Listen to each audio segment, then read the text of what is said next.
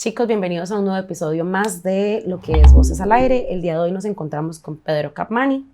Espero que tengan una linda experiencia con esta entrevista que vamos a tener y empezamos. Pedro, bienvenido. Muchas gracias por acompañarnos. La verdad, estamos muy emocionados con esta entrevista. Más o menos lo que vamos a hablar es que queremos saber un poquito más de vos en lo que es tu esencia, tu personalidad, ya la parte fuera de lo que es ser artista. Queremos saber quién es Pedro realmente. Bueno, qué difícil. Bueno, yo ahorita me considero en orden de importancia, o para mí lo más importante es papá, que es como una nueva faceta que estoy viviendo y que por supuesto, se ha convertido en mi prioridad en este momento.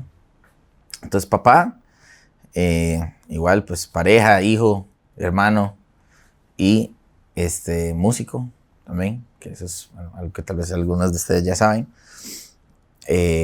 Emprendedor, empresario, como le quieren llamar, no sé, pulseador, tico, igual que la mayoría. Así que sí, y una persona que trata de mejorar, llena de errores, pero trata de mejorar y trata de ser feliz en este mundo también convulso y complicado. Entonces, así es. No sé si definirme así a grandes rasgos, pero bueno. Claro, pero ¿qué definición dirías? ¿Soy una persona muy alegre? ¿Soy más reservado? Soy una persona muy alegre, soy bastante alegre, o sea, soy una persona feliz. Soy feliz con poco, no ocupo casi nada para estar feliz. Puedo estar en la peor situación y aún así estoy feliz. Soy una persona que resuelve mucho, o sea, tengo como esa capacidad, entonces cuesta mucho que me estrese por cosas. Soy una persona que valora mucho su tiempo en familia, o sea, me gusta mucho estar ahí. No soy una persona, ya, tal vez en algún momento lo fui, pero no soy mucho como de salir así, con mis amigos a bares o así. Porque de todas formas, por la música y todo paso metido como en bares y restaurantes y viajando. Entonces, cuando no estoy haciendo eso, me gusta estar en mi casa, me gusta ir a la playa con mi familia, me gusta compartir con esos momentos, tratar de enseñarles algo de todo lo que yo veo, porque uno anda por todo lado, conoce tantas cosas. Correcto.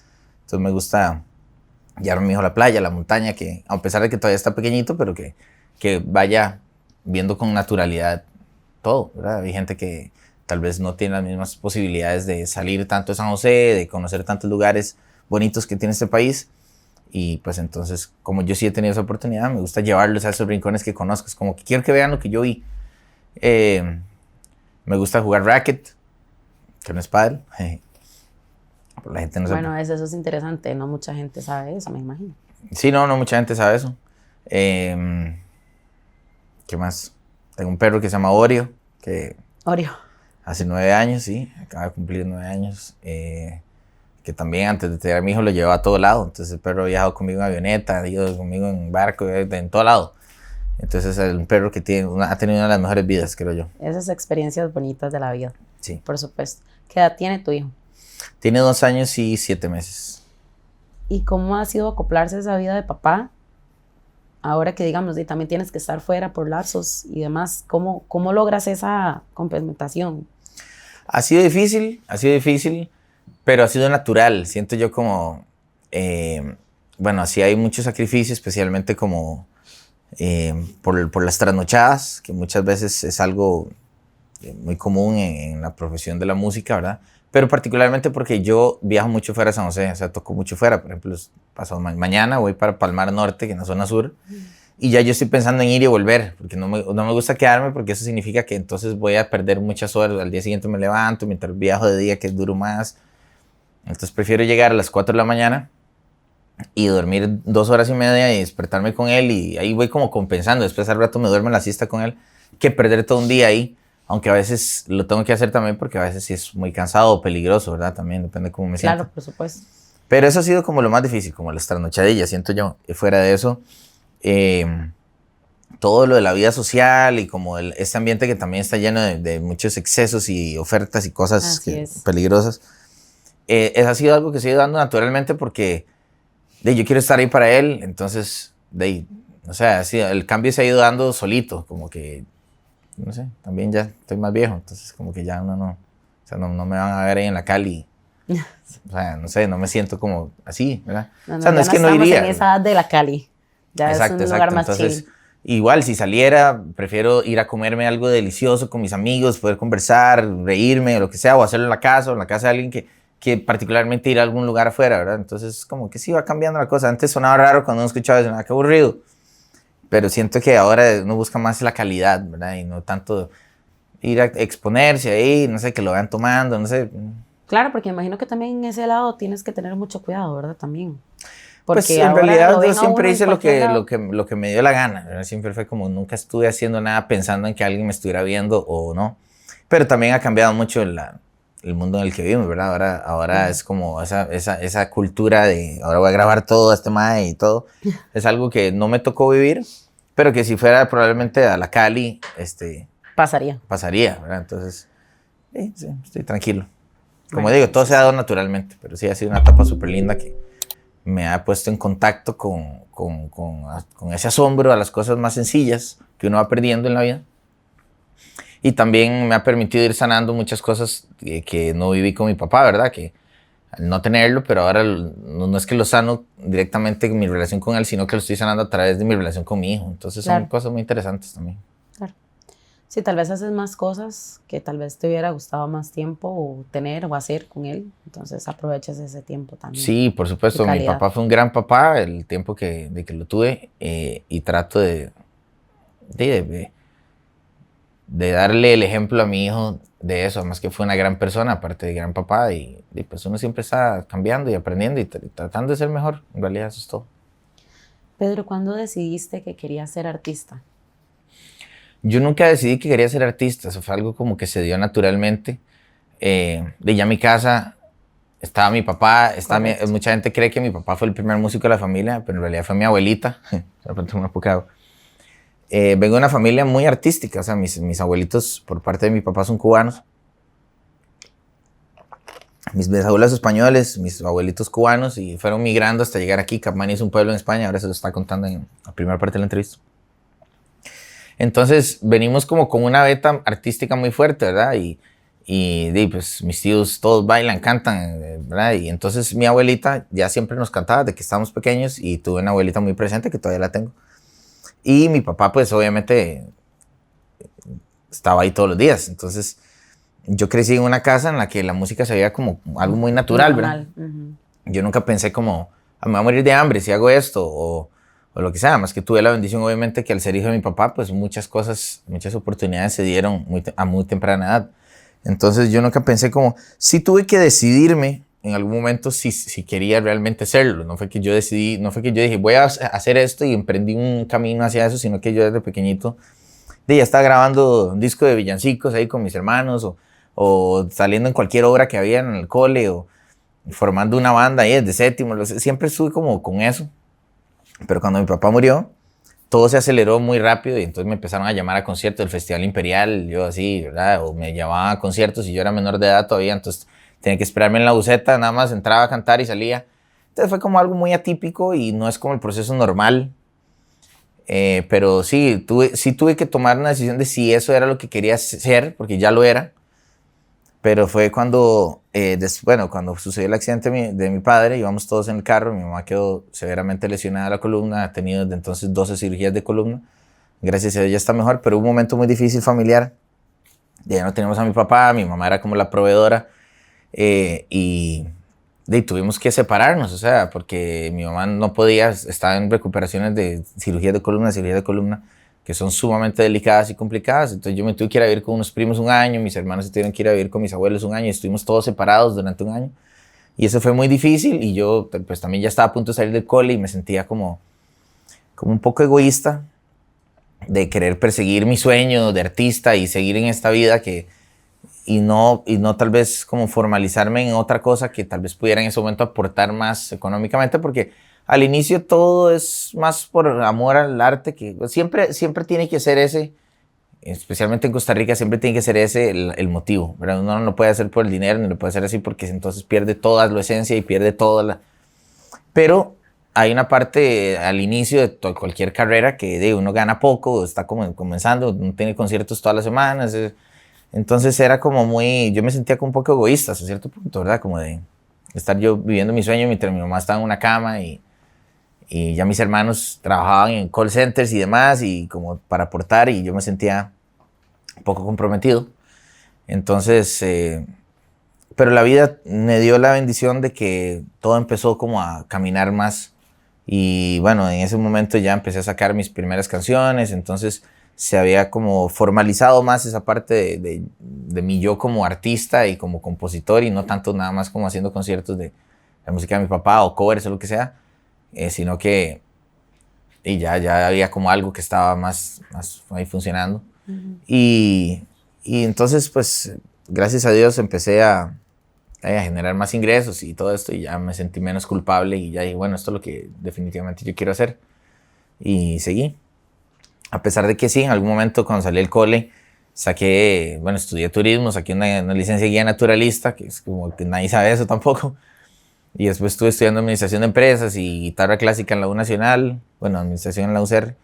Y eran como cosas que yo estaba tratando de hacer para cumplir. Y sí que sí me dieron mucha información.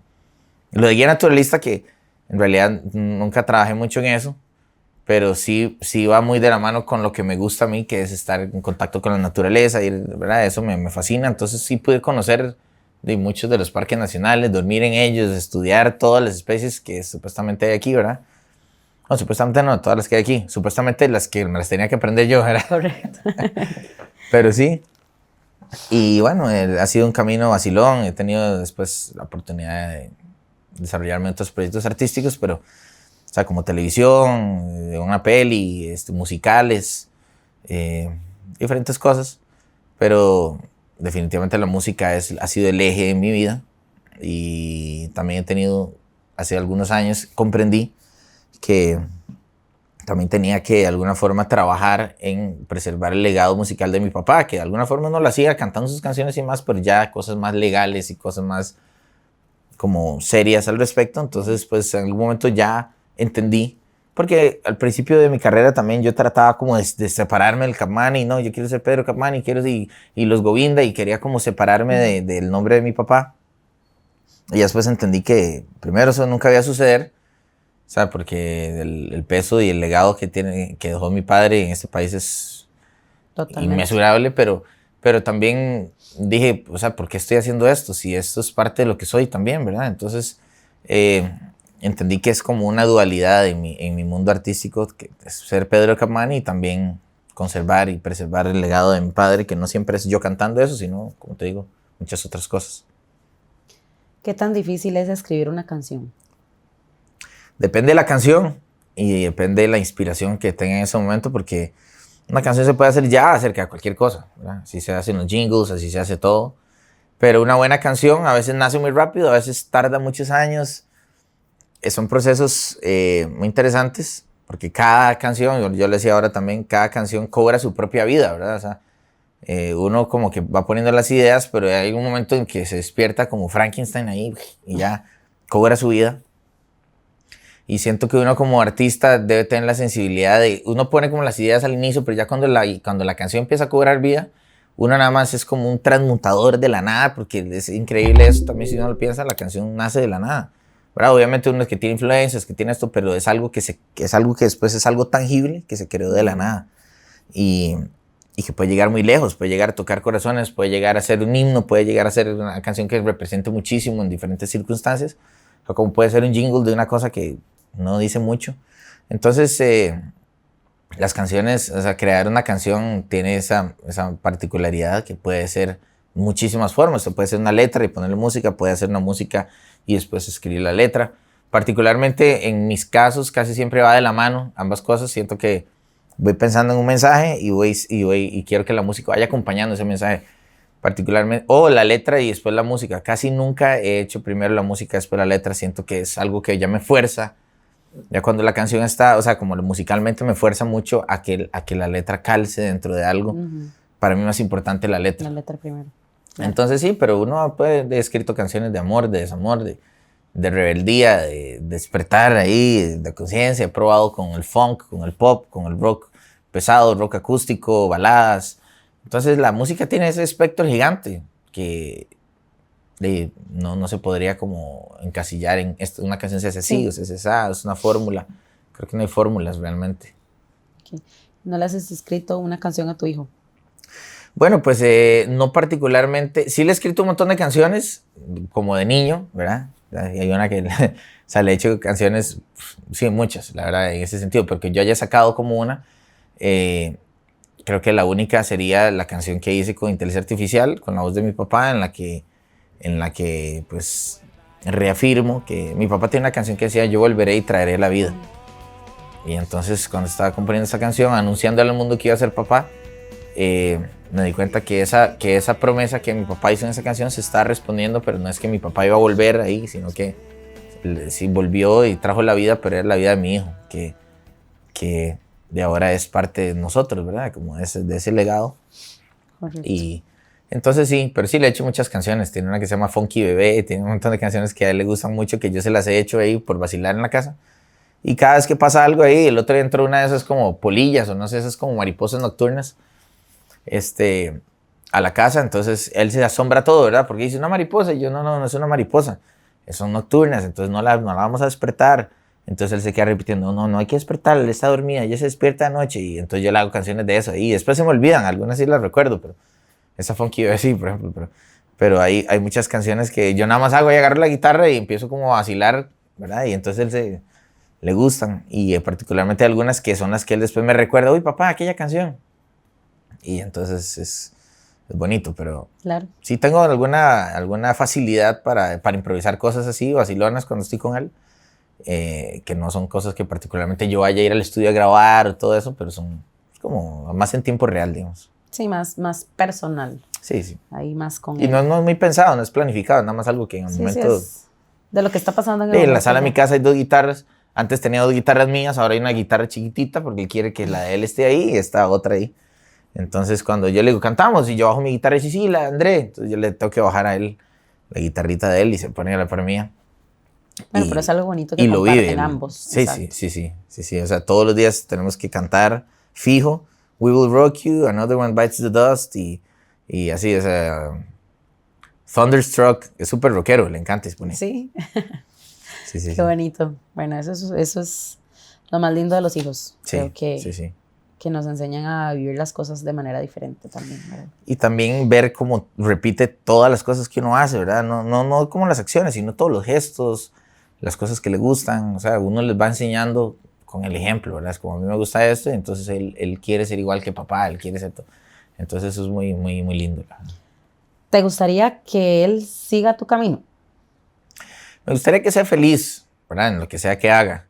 Porque en el caso, por ejemplo, de mis hermanos, ellos disfrutan mucho la música, cantan, mi hermano toca guitarra, compone canciones también, pero no se dedican a eso. Entonces, no, ¿sabes?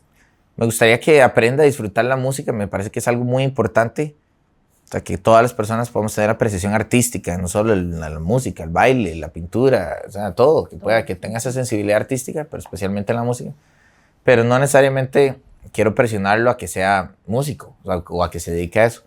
Lo que pasa es que yo creo que sí le gusta mucho. Yo le regalé una batería cuando tenía 2 años y todo el día pasa en eso, o la guitarra o el tecladito. Bueno, también he sido bastante alcahueta con todo eso porque es algo que quiero darle los recursos para que él descubra la música y lo vaya experimentando. Y es algo que se ha dado, así como le he comprado otras cosas que no relacionadas con la música y tal vez no le han llamado tanto la atención, pero la música sí, entonces es algo que también obviamente me hace sentir muy feliz. Sí, ya, sí. Eso ya lo traen las venas, ya. Sí, yo creo que sí. Es bien fiebre. Pedro, ¿qué sientes al estar en un escenario? ¿Cuál es la vibra o la experiencia que tienes de estar ahí frente a la gente y tocar y ver que cantan tus canciones? ¿Qué es lo que sientes? ¿Cuál es el sentimiento que tienes? Es un privilegio, ¿verdad? O sea, poder dedicarse a esto y conectar con la gente es realmente un lujo. No necesariamente tiene que ser una canción mía o una canción de mi papá. O sea, cualquier canción que uno realmente interprete. A veces me ha pasado que, no sé, una persona llegó, recuerdo una vez, estaba tocando Manuel Antonio y una muchacha se acercó y me pidió que tocara Creep de Radiohead. Entonces yo le canté Creep. Y la muchacha después está como con los ojos llorosos y todo, y después del concierto se esperó a decirme que era una canción que significaba mucho para ella, que le iban a operar de un tumor en el cerebro y que estaba como de vacaciones antes de irse a operar y wow, a veces uno no sabe, ¿verdad? Como te digo, qué significa una canción. O sea, no, Creep no es particularmente una canción que evoque ese sentimiento tan profundo, pero para ella sí. O, ¿verdad? O una vez tocando Summer Over the Rainbow y una señora, es que se me murió mi hijo y cosas así que uno, wow, ¿verdad? Entonces la música conecta con las personas y poder hacerlo es un privilegio. O sea, en cualquier ambiente, así sea un recital en un teatro, de que son conciertos que para uno le da más importancia o, ¿verdad? Son cosas como más especiales para uno como artista, pero uno nunca sabe, a veces hay en un bar, en un restaurante, hay alguien que está conectando con uno, con una interpretación, con una canción, y eso es un privilegio, realmente es un privilegio que la gente le dé esa oportunidad a uno y también poder vivir de eso, ¿verdad? O sea, poder generar ingresos para mi familia y en general, ¿verdad? Para que el ciclo continúe. Entonces, es un lujo, es un privilegio y es una responsabilidad también. Sí, bueno, yo me imagino que esas cosas también te dejan como muchas cosas en tu cabeza que pues obviamente siempre las vas a recordar. Siempre va a haber algún momento muy memorable en algún lugar que te va a hacer recordar y que vas a decir, wow, esto fue impresionante, me llena, me inspira, me encanta que pasen estas cosas cuando estás ahí y que la gente disfrute de eso también. Sí. Entonces eso es también, me imagino que para vos bien satisfactorio. Súper satisfactorio, o sea, es muy bonito, es muy bonito. A veces, como te digo, es una responsabilidad porque también es como dice, como el show must go on, decía Queen, ¿verdad? Es como la analogía del payaso que está llorando y tiene que salir al show. A veces hay shows que fluyen muy fácilmente, ¿verdad? Que uno está de buen humor, que todo está feliz, que uno está bien y que conecta con la gente y todo. A veces mucha gente no sabe, que uno viene tal vez de algún no sé, estoy cansado, estoy trasnochado, no me siento al 100% bien, o estoy desanimado por alguna otra razón, que como te digo, cuesta mucho, porque soy una persona bastante como estable como en ese estado anímico, pero a veces cuesta y entonces uno tiene que igual hacerlo y tratar de dar lo mejor de uno, o no, tratar de no dar lo mejor de uno y tratar de conectar con la gente siempre. Entonces a veces es más difícil que otras, pero siempre es un lujo y es algo que uno agradece demasiado y es demasiado lindo, la verdad, poder tener esa posibilidad. Claro. ¿Tenés algún recuerdo de la infancia que siempre recuerdes así como con mucho cariño y que digas, me marca? Siempre que lo recuerdo me llena de amor, de satisfacción, de que cada vez que lo acuerdas puedes hasta llorar si quieres. Sí, hay momentos, o sea, yo recuerdo particularmente cuando estaba pequeñito y me acostaba, como que me acostaba aquí en esta parte de mi papá y yo decía, este es como mi huequito, como que yo me acostaba ahí. El lugar seguro. Sí, se sentía uno como seguro, se sentía, ¿verdad? Entonces ahora que también veo que mi hijo hace lo mismo y yo me recuerda eso, tal vez se me ha olvidado más bien, ¿verdad? Y recuerdo, sí, yo la verdad fui un niño muy feliz, la verdad, o sea, tuve papás y abuelos y tíos que nos chinearon mucho y mi mamá es una excelente mamá, siempre nos tenía que en cursos de natación, que en todas las clases había así por haber. Pero recuerdo como esa espontaneidad de mi papá, ¿verdad? Recuerdo cuando estábamos todos juntos, es algo que obviamente me evoca mucho sentimiento cuando todavía estaba mi mamá y mi papá, o sea, estamos todos como Reunidos. Era muy bonito eso, ¿verdad? Las navidades, o sea, recuerdo un día al niño así, cosas así, que veníamos de la escuela y que me regalaron un trompo, así, una cosa toda X, pero bueno, en ese momento para los jóvenes que nos vean era algo, ¿verdad? Era un trompo, un yo-yo uno, era todavía algo que existía. Claro. Pero sí, era muy bonito. Recuerdo ver mi casa feliz, o sea, cuando vivíamos todos juntos y mis papás eran también como muy... Y se ponían a bailar y se abrazaban y se daban besos y era como una familia como, ¿verdad? Porque también he visto familias que son un poco más frías, pero en mi casa era música, era vacilón, era eso. Entonces son como recuerdos que cuando cierro los ojos visualizo ahí todavía, ¿verdad? Como si no hubiera pasado tanto tiempo. ¿Qué pasó después del accidente, después de que ya ustedes lograron volver a casa con su mamá? ¿Cómo fue esa etapa para ustedes? ¿O cada quien se quedó separado y No, regresaron volvimos más? a la casa. Es muy difícil porque llega usted a una casa que está llena de las cosas de mi papá, llena de recuerdos.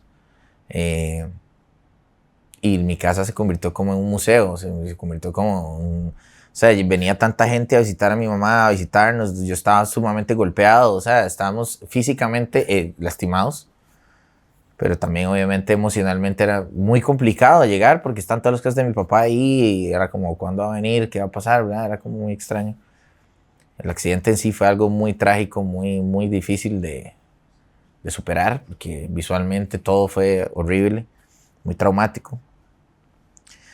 Y tanto que tuvimos que irnos de esa casa, o sea, era algo que ya no podíamos como llevar con naturalidad porque no podíamos ir a la casa y no pensar en él, ¿verdad? Eran como todos los espacios que estaban vacíos. Y fue muy difícil, la verdad, y además que mi mamá estaba también muy golpeada, en su momento ella estaba más preocupada por nosotros, yo estaba sumamente golpeado, o sea, yo estaba preocupantemente golpeado porque yo iba adelante, en el asiento de adelante entre mi mamá y mi papá, y entonces yo tengo un montón de cicatrices en los codos, en las rodillas, así, de ese momento, y entonces había como un cierto miedo de que algo pudiera pasar, de que algo empeorara, pero mi mamá también estaba muy golpeada y nadie como que... Ella tenía una personalidad así como se hacía la fuerte porque ella estaba preocupada por nosotros. Entonces fue muy difícil y como te digo, venía gente de todo lado había gente, mi mamá siempre me cuenta esa historia, que como a los días de que mi papá murió llegó una familia de no sé dónde, lejísimos, a decirle a mi mamá que ahora qué iban a hacer ellos y como que vamos a hacernos ustedes. Que mi papá les ayudaba con un diario y que entonces ahora que ellos que iban a hacer y mi mamá dice, no puedo hacer nada, o sea, nosotros estamos igual. Y mi mamá siempre cuenta esa historia, ¿verdad? De lo difícil que fue sacar adelante a nosotros, ¿verdad? Eso fue algo sumamente complicado. Sumamente valiente también. Sí, pero sí, esos primeros días fueron muy complicados porque llegar a la casa y ver todo eso, todas las cosas de él y todo, y la gente que llegaba a conversar y todo, era como muy complicado, la verdad. ¿Tenés cosas de él todavía? Tengo algunas cosas de él, bueno, sus guitarras, obviamente, algunas cosas muy específicas, pero también en algún momento fueron cosas que se perdieron, o sea, que dejamos mucha de su ropa y de sus cosas las habíamos dejado en la casa de un tío que después dice que las había botado, que todo se había como que la ropa se había agarrado como hongos y moho, yo no sé. La verdad son cosas que la verdad prefiero no pensar mucho en ellas porque sí en su momento me dio cólera como, dime, las hubiera dado así y yo decido si las boto o no. Correcto. Pero bueno, sí conservé muchísimo los libros, las letras de él, de canciones, obviamente sus guitarras, es como, digamos, a nivel material es lo que más he conservado y lo que es para mí como lo más preciado. Pero sí, sus letras y algunas que otras cosas que he ido guardando, que más bien las guardé yo desde que me fui a vivir solo, las he ido jalando ahí por todo lado. Y que ni siquiera he visto todas, porque siempre que abro una caja de esas es como, ¿verdad? Es como difícil. Y en algún momento tal vez de todas esas letras que están ahí, que tal vez nunca estén ahí inéditas, ¿tendrás pensado sacar algo? Hay una en particular que siempre me llama la atención demasiado, que de hecho hace poco le mostré una foto y la tengo, después se las paso si quieren, que se llama El Viaje, y que era como una de las últimas letras, que ahí están con todos los tachones y todo, y que, bueno, de hecho, bueno, es que tengo el celular allá, pero si quieres me lo alcanza y le leo la letra porque es algo que me impactó demasiado, gracias. O sea, ¿por qué? ¿Por qué escribió esa letra? Y no sé, la verdad me parece siempre muy sorprendente eso. Y dice, Balada para un viaje se llama, dice, yo partí sin miedo ni dolor, sin mentir ni prohibición. ¿Acaso algún día sabré si valió la pena irme sin decir adiós? Yo he de confesar que me fui sin importar lo que quedó atrás. Amigos, yo me tuve que marchar, aunque el viaje que emprendo no tiene final. Y no sé lo que me espera, solo sé que está ahí. Cambio todos los días, pero en el fondo sigo igual. Yo perdí mi ropa y mi hogar, pero eso no me importó más. Yo sé que hubo un tiempo que importó. La falta de costumbre lo enterró, se me olvidó. Ahora estoy sin rumbo ni lugar. No tengo deudas, no tengo propiedad. Pobre, y algunos podrán pensar que no tengo nada, pero tengo el sol, la tierra y el mar. Entonces son como, hasta se me paran los pelos sí. Porque es una letra que ahí ves que está toda, o sea, es toda tachada, como no hubo una segunda versión, era como el borrador. Y yo digo, ¿por qué escribía a mi papá esas cosas? O sea, balada para un viaje, yo me fui sin miedo ni dolor, es como, wow. Sí, sientes como si él hubiera sabido, como si hubiera presentido que... Y todo ese día también del accidente fue muy extraño. También yo estaba en la casa de mi abuelo. Él llegó a recogerme como a las 5 de la mañana, cosa que es muy atípica. Y él insistió en que fuéramos. Después fue a la casa y hasta convenció a mi mamá de todo. Fue como, no sé, hubo muchas cosas que ahora uno viendo en retrospectiva. Uno dice, qué extraño, ¿verdad? Es como si él hubiera sabido. Pero bueno, tal vez era también un poco de esa sensibilidad que tenía como ser humano, de una persona espiritualmente, como siento yo, muy conectada con esa energía. Y esa letra es algo que tal vez en algún momento lo haga, pero ahorita no me siento preparado, siento que es algo que tiene que suceder en algún momento, ahorita no. O sea, es como y hay un montón de letras, pero esto particularmente es algo que siempre te llama la atención. Me llama la atención por lo que dice y claro. Sí me gustaría que se convirtiera en una canción, o sea, completar eso que empezó mi papá, pero cuando me sienta preparado, básicamente, sí. Claro. Sí, porque también tiene una letra complicada. Sí, no es es fuerte, ahí, es fuerte y bueno, me imagino que también es de mentalizarse con muchas cosas. Sí. Pero ¿qué le dirías a tu Pedro pequeño a este Pedro que sos hoy en día? O sea, ¿qué le diría yo a mí, yo pequeño? Me imagino que cuando pasó todo lo de tu papá, me imagino que y obviamente tu dolor y todo, tal vez te llevó a pensar muchas cosas que tal vez no debemos de pensar, o que tal vez uno siempre como que, ¿por qué? ¿Por qué yo? ¿Por qué a mí? Sí.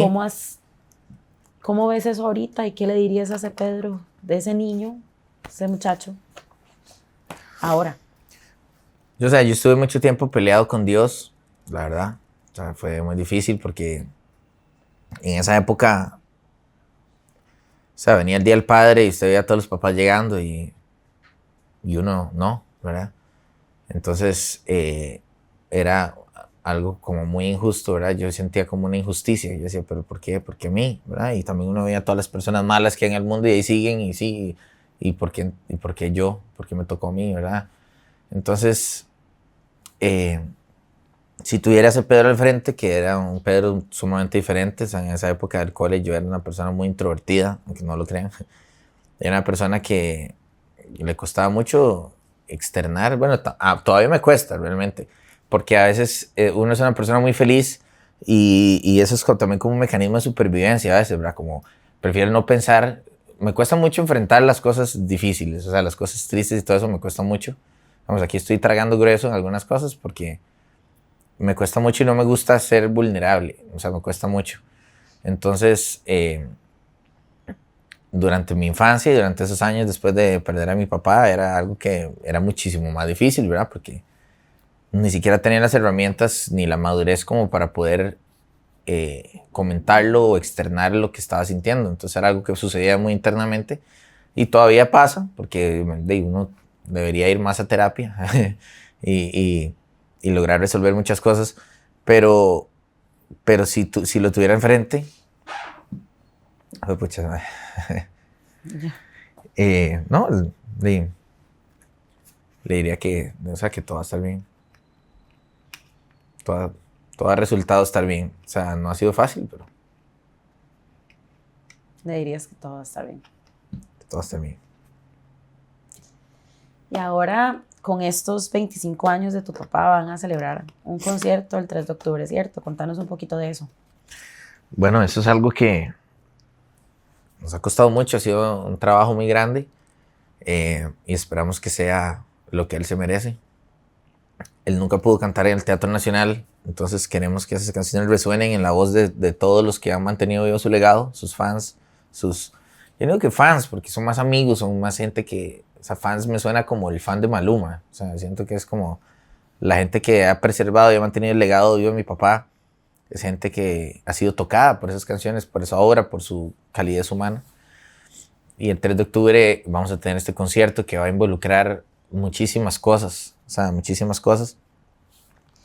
Y que Va a reunir a muchos de sus amigos, de sus colegas, de sus familiares.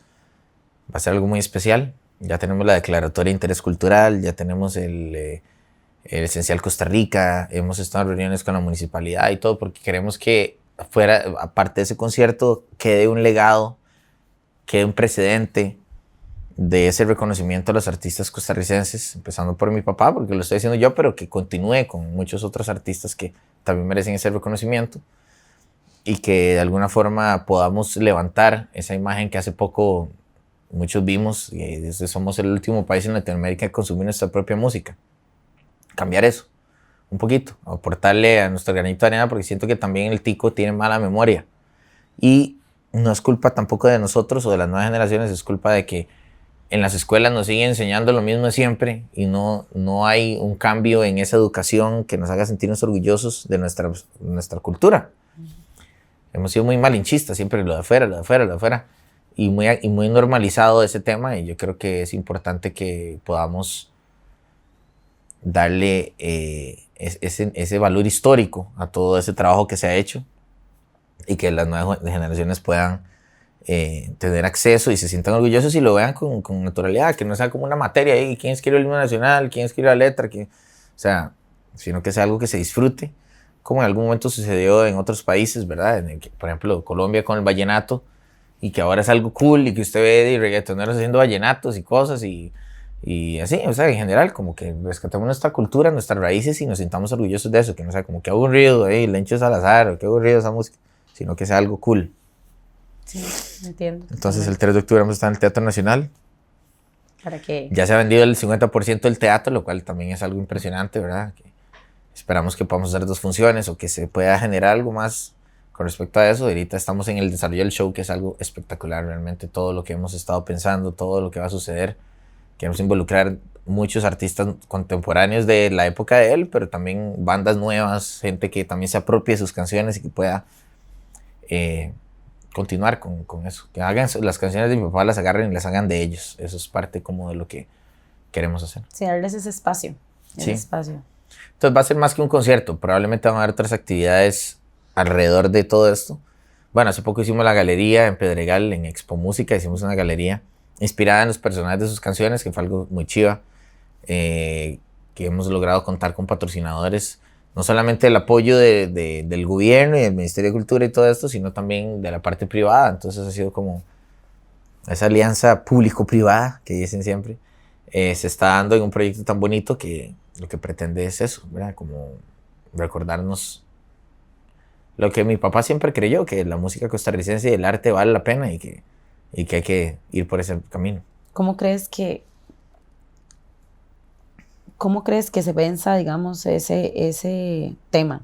Porque acá es bastante difícil ese tema. Creo que es poco a poco. Ahorita estamos viendo esfuerzos del gobierno, el ministro de Cultura, que está proponiendo de que haya un cierto porcentaje de música nacional que suene en la radio. Yo lo digo con total conocimiento del tema, porque cuando yo salí con los Govinda y estábamos sacando nuestras primeras canciones, había muchos más programas de música nacional, y entonces eso generaba que hubiera muchísimo más exposición de lo que hacíamos, y eso significaba que había mucha más audiencia que estaba consumiendo nuestra música y que hubiera muchísimo más espacios donde pudiéramos cantar nuestras canciones. Ahora todo eso se ha ido reduciendo, tanto así que en un concierto yo toco 3 canciones de mi papá y 2 mías, y todo lo demás son covers, La Flaca y Lamento Boliviano, y que todo el mundo quiere lo mismo siempre. Entonces eso pasa porque nos falta más exposición. Y si bien estamos en un punto de la vida donde la gente consume lo que quiere, ¿verdad? La gente está on demand, ¿verdad? No tiene que consumir, ya casi la gente oye radio en el carro. Totalmente. La gente oye Spotify, oye lo que quieran escuchar, pero eso va a desencadenar que haya más consumo de música costarricense, y entonces eso va generando solito, es como un eslabón que falta, ¿verdad? Eso va generando que pues, se hagan más espacios, se abran más espacios, haya más presupuesto. Si suena más música nacional en la radio, vamos a ganar más los artistas que componemos. Eso va a significar que vamos a tener más recursos para poder reinvertir en nuevas producciones. Se van a ver más lugares donde va a poder sonar nuestra música también, esa nueva música en vivo, que va a generar más recursos. O sea, es como un ciclo que al que le falta ese eslabón, que es el consumo del arte. Hay mucha música, hay muchos artistas espectaculares aquí, y no se consume esa música, entonces cuesta mucho que haya un ciclo que se repita, porque tenemos que sacar y sacar y sacar de nuestros recursos para hacerlo, por puro amor al arte, y al final son canciones que no están generando lo que debería, ¿verdad? Entonces, Claro. hay esfuerzos que sí se están dando, y siento que también a nivel de educación, o sea, creo que ya 2026 podríamos superar el tema de Estrellita en flauta dulce y comenzar a dar historia de la música costarricense, historia del arte, o sea. Totalmente. Y eso que muchas escuelas han quitado la música. Exacto, eso es lo Porque más lo han trágico quitado. de todo, o sea, como que ya lo ven como algo que ni siquiera es necesario. Y la música es la salvación para muchas personas, o sea, Sí. todos los cinemas y todos estos programas que tienen en lugares problemáticos ha sido la salvación para muchos jóvenes. O sea, yo lo vi, yo iba a tocar a La Carpi, donde está el Cifais, que es un edificio de hecho de madera más grande de Centroamérica, lo hicieron ellos mismos. Íbamos a donar nuestras clases, nuestro trabajo, nos reuníamos con jóvenes que muchos de ellos hoy trabajan, o hay uno de ellos que trabaja con Gandhi, que trabaja con bandas así reconocidas que lograron salir de ahí y que probablemente su destino hubiera podido ser simplemente ser un dealer más, o un consumidor más, o un sicario más, o simplemente, si las chicas caer en la prostitución, caer en lo que sea, o sea, es lo más fácil. Y estos espacios les da a ellos una oportunidad que no habían visto, que no tenían. Totalmente. Entonces, quitar la música, quitar el arte, nos quita una sensibilidad que está entrando por otro lado. Estamos normalizando las narconovelas, estamos normalizando todo eso. Cada día vemos más muertes, más jóvenes metidos en eso. Y eso es porque no hay otra cosa. Si les enseñáramos otra cosa, le diéramos otras oportunidades, ellos estarían en otras cosas. Ahora, los chiquitos ahora quieren ser futbolistas, pero porque tienen acceso, o sea, toda la vida hemos querido ser futbolistas, porque el fútbol aquí es una religión, pero porque el arte y la música no pueden también serlo, y también que la gente aspire a ser el próximo Jiménez de Heredia, o que sea el próximo David Noah, o que sea, sí se puede. Ellos se van a enamorar de eso también, no tiene que ser solamente eso, y fatal con todo el tema de esa normalización de esa narcocultura y que ha sido apadrinada un poco también por esa parte del reggaetón. Yo no ocupo el reggaetón como género musical, pero que se ha ido ahí apalancando de todo eso, y la vida fácil, las cosas fáciles, las cosas rápidas, y eso, y ya vemos, rápido también se mueren. O sea. Sí, totalmente de acuerdo. Entonces, uno le desea a los jóvenes que tengan una vida maravillosa, y que así como uno ha podido conocer tantas cosas y ver lo maravilloso del arte, ver a la gente conectando, se puede hacer y generar cosas maravillosas. No solamente dinero fácil y muertes rápidas. Entonces, sí. De acuerdo. Vamos a cambiar un poquito y te voy a hacer otra pregunta. ¿Tenés algo que te hayan enseñado tus papás que apliques hoy en día, dejando en fuera la música? Tal vez algún consejo, algo que te hayan enseñado en casa en esos momentos y que todavía al día de hoy lo aplicas y que también probablemente te lo pases a tu hijo. Bueno, en mi casa había algo que le llamaba la regla de oro. Que siempre decían, la regla de oro es: no le hagas a los demás lo que no te gustaría que te hicieran a ti. Eso es algo como que si usted viviera la vida así, pues el mundo sería perfecto, ¿verdad? Lamentablemente a veces pues somos inmaduros y lastimamos gente o cometemos errores. Pero también esa regla iba acompañada en esas épocas, ¿verdad? Cuando estábamos muy pequeñitos, el sillón de pensar. Entonces nos teníamos que sentar en el sillón. Si yo le decía algo a mi hermano o algo, le lastimaba o algo, ¿verdad? Tenía que sentarme ahí y no me podía levantar del sillón hasta que no reconociera lo que había hecho mal y me disculpara. Entonces creo que eso entre muchas otras cosas, ¿verdad? Pero creo que y siempre tratar de salir de la casa bien. O sea, no irse como peleado ni irse así, sino como irse sabiendo que hay algo más importante, porque somos humanos.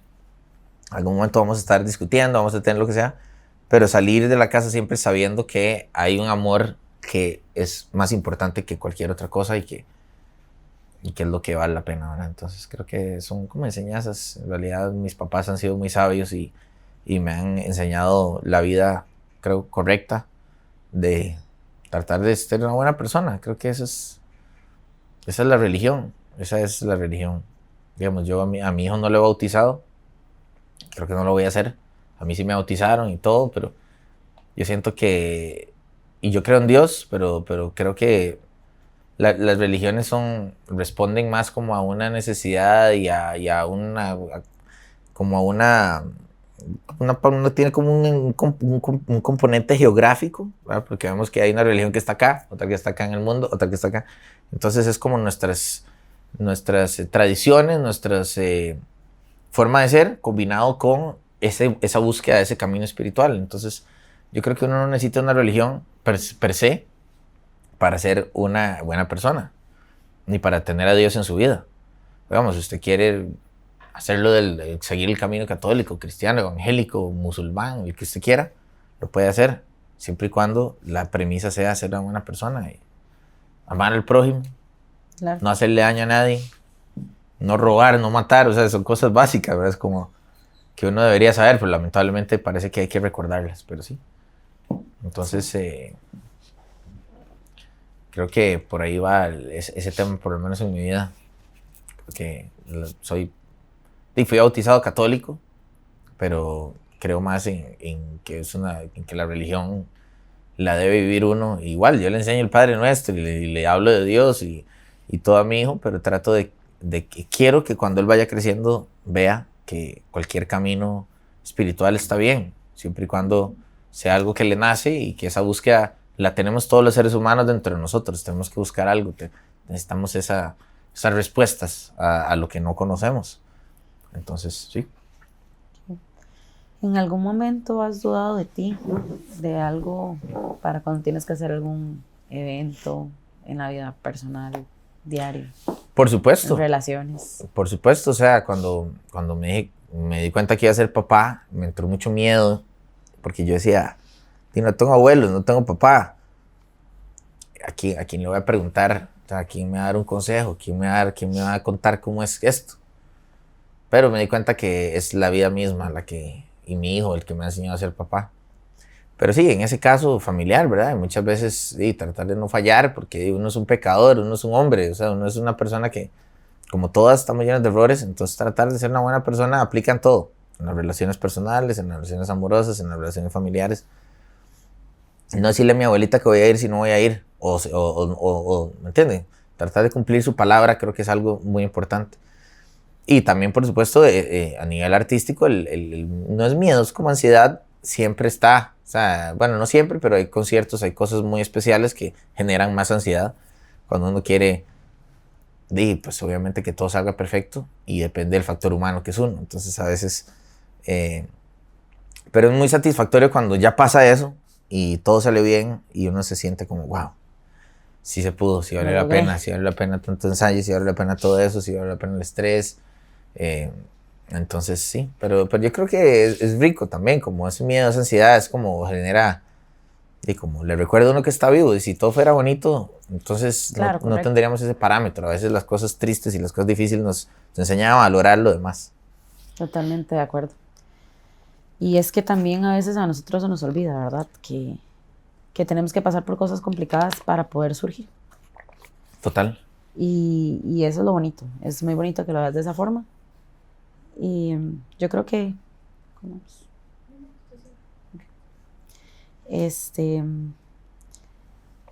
básicamente ahorita, ¿cómo vas con los conciertos? Sí sé que tienes un evento mañana. Sí, he tenido, gracias a Dios, cada vez más conciertos. También he aprendido ahí me están llamando para un concierto. No, siempre, gracias a Dios, tengo la agenda bastante llena. Ahora por el Mundial han sido unos días un poco más tranquilos, ahí estamos disfrutando de las mejengas. Lástima que la CEL no llegó, pero bueno, a mí más que dicha para que no hiciéramos tan horrible. Pero son como, es una combinación del clima, el Mundial y la temporada. Pero sí, gracias a Dios siempre tengo mucho trabajo. Ahora también trabajando en esto del 3 de octubre, entonces combinando siempre ambas cosas. Estoy grabando algunas canciones nuevas también, entonces tengo que dividirme en 1000 cosas porque, como les dije al inicio, lo más importante para mí en este momento es mi hijo. Pero no puedo descuidar, y no puedo sacar una canción dentro de 7 años, ¿verdad? Cuando ya, o sea, tengo que dividirme, y eso también ha sido un reto, como aprender a ser más organizado con el tiempo. Porque antes, claro, pues sin el bebé, yo podía quedarme hasta las 4 de la mañana tocando guitarra y escribiendo, y ya no, ahora tiene que ser algo más ordenado. Pero sí, mucho trabajo. Con la marca del vino también, que también me requiere pues, tiempo, reuniones. Vamos a abrir nuevos puntos de venta, hacemos una cata de vinos, lo que sea. Y ya este domingo cumplo años, entonces, el lunes cumplo años, entonces celebro el domingo, que tengo 3 eventos, pero en la noche lo celebro. Entonces, sí, pues tratando de disfrutar la vida, de disfrutar las canas, las arrugas y paso el tiempo, aceptarlo y seguir. Es bonito cumplir años. Es bonito. Bueno, a mí me encanta. 3 de octubre, no se 3 me de olvida. octubre también. Un día muy lindo también. Sí, me parece súper bonito que veas las cosas de la vida así. Creo que también es parte de todas las cosas que nos pasan, que nos ayudan a madurar, que nos ayudan a ver la manera de vivir diferente. Entonces, es un reconocimiento a la vida. Así es, es como estoy vivo. Lo primero que uno hace cuando sale de la mamá es llorar. O sea, es así, eso es como el contraste de que estamos vivos, porque usted está aquí tranquilo, tiene su mamá, ¿verdad? Y de repente sale al mundo y lo primero que hace es llorar. Es más, si no llora, le pegan para que llore. Es como, a ver, ya está aquí. Despiértese. Entonces es algo muy interesante si usted lo piensa desde ese punto de vista, porque es como lo primero que hacemos en el mundo es llorar. Y después ya siempre vamos a tener ese contraste. Pero para saber que estamos vivos, los doctores lo que ocupan es vernos llorar. Es como, ok, sí, está bien. Sí. Está vivo. Bien, Bienvenido al mundo, llore.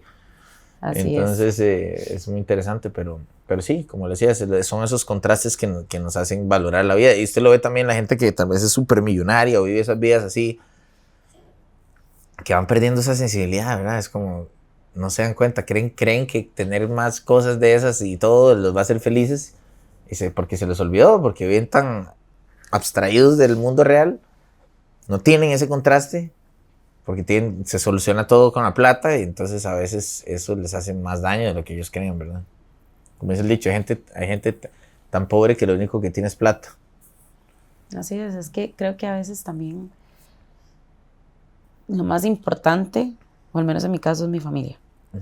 Mi familia, mis hijos, mi pareja, y saber que ellos están ahí. Creo que eso es lo que me hace ser más millonaria en este planeta y creo que para vos es igual. Y eso es muy importante. Es muy importante reconocer eso, porque a veces a las personas se les olvida. Sí. Como decís vos, es más el dinero que cualquier otra cosa. Pero bueno, Pedro, entonces, no sé si quieres agregar algo más. No sé si quieres contarnos algo más antes de terminar. No, gracias por la entrevista, gracias por el espacio. A los que lo vean también, gracias por también permitirnos llegar hasta su celular o compu, donde sea que nos esté viendo. Y la vida es bonita, sean felices, pero también es corta. O sea, busquen lo que los haga felices, trabajen sobre ello, perseveren en sus sueños, persigan sus sueños. La vida es muy corta y disfruten su familia. No descuiden a los amigos, no descuiden a la gente que se preocupa por ustedes. Y les deseo el mayor de los éxitos con este espacio. Ojalá que puedan por acá pasar muchos artistas que tal vez no conozcan y que puedan llegar a conocer más a través de estos esfuerzos que se hacen. Y muchísimas gracias. Muchas gracias. Chicos, esto es un programa más de Voces al Aire. Recuerdo que también hay historias que merecen ser contadas. Entonces, nos vemos. Muchas gracias a nuestros patrocinadores. Chao.